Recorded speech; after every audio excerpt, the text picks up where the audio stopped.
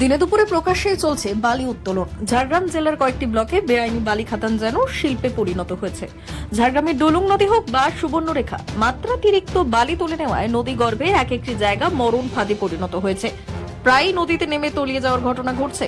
অপরদিকে বালি বোঝায় ডাম্পারের দৌরাত্ম্য বাড়ছে দিন দিন। এর জেরে একদিকে যেমন রাস্তার হাল বেহাল হয়ে যাচ্ছে, অন্যদিকে মাঝে মধ্যেই ঘটছে দুর্ঘটনা। বালি বোঝায় ডাম্পারের ধাক্কায় মৃত্যুর ঘটনাও সামনে আসছে। এলাকাবাসীদের দাবি, সব জেনে শুনেও নিশ্চুপ পুলিশ প্রশাসন। বিরোধীদের দাবি, শাসক দল তৃণমূল নেতাদের মদতেই চলে অবৈধ বালি খাদান, তাই নিশ্চুপ ঝাড়গ্রাম প্রশাসন। বাম আমল থেকেই ঝাড়গ্রামে বালি খাদান চালু ছিল। স্থানীয়দের বক্তব্য, সেই সময় নিয়ম মেনে বালি তোলা হলেও বর্তমানে তা মানা হয় না। সুবর্ণরেখা বা ডুলুং নদী যেখানেই বালি তোলা হয় তা কার্যক্ষেত্রে 80 থেকে 100 গুণ বেশি। ফলে নদী গর্ভে কোথাও কোথাও 70 থেকে 80 ফুট গভীর গর্ত তৈরি হয়ে যাচ্ছে।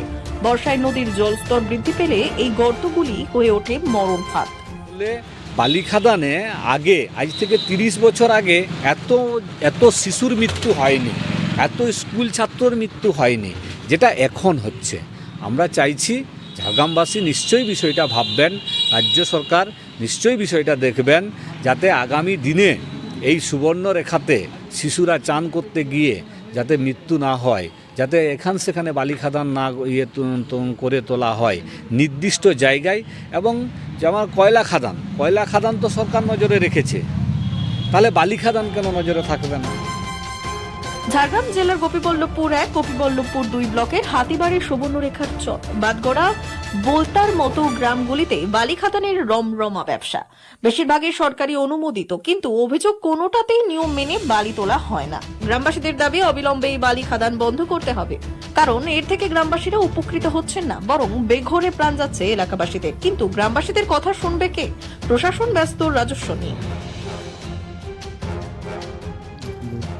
স্থিরতা তো একটা নদীতে গেলে গোপীতে একটা দেখলো তলিয়ে গেছে, এখানে হয়তো আর 5টা তলিয়ে যেতে পারে, যাতে না হয়, বন্ধ হয়, সেটাই আমরা চাই। কেন গভীরতা বাড়ছে কিভাবে? বাড়ছে বালি তোলার জন্য। কিসে তোলা হয়? মেশিন দিয়ে, পোকলেন দিয়ে আচ্ছা, তোলা যাচ্ছে, সেটাই। আর কি না তুললেই আমরা শান্তি। আর আচ্ছা, যে দুর্ঘটনাগুলো ঘটছে, প্রায় বাচ্চাগুলো যে তলিয়ে যাচ্ছে, এটা নিয়ে কোনো জানাননি কোথাও?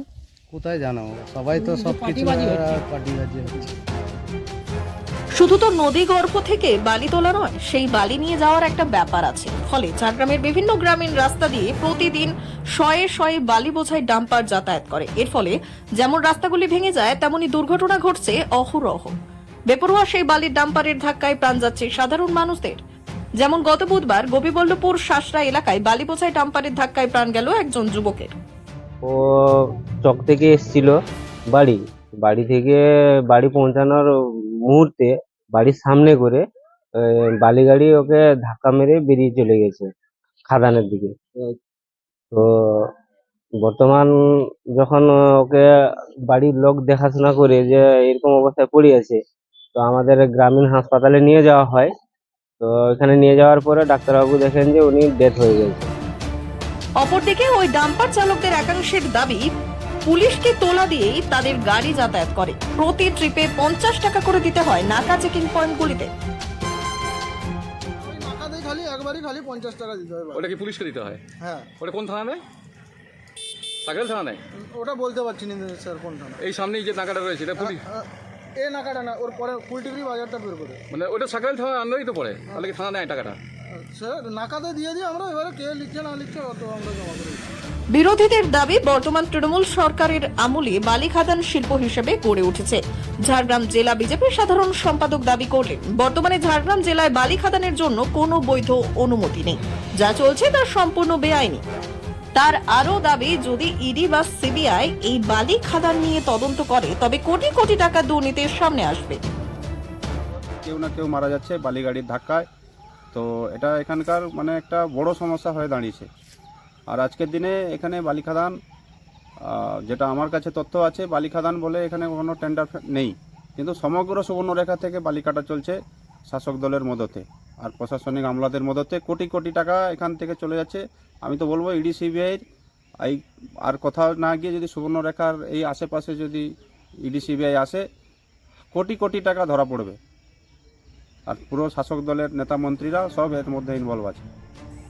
ঝাড়গ্রাম জেলায় বালি খাদানগুলি বৈধ না অবৈধ তা নিয়ে তর্ক বিতর্ক রাজনীতি হতেই পারে, কিন্তু এটা দিনের আলোর মতো পরিষ্কার যে নদীগর্ভে গভীর গর্ত ও রাস্তায় বালি বোঝাই ডাম্পারের দৌড়াতে প্রাণ যাচ্ছে সাধারণ মানুষদের। সামনেই লোকসভা নির্বাচন, তাই এই সমস্যা ঝাড়গ্রামে একটা বড় ইস্যু হতে চলেছে সে কথা বলাই বাহুল্য। ব্যুরো রিপোর্ট, আজকের ঝাড়গ্রাম।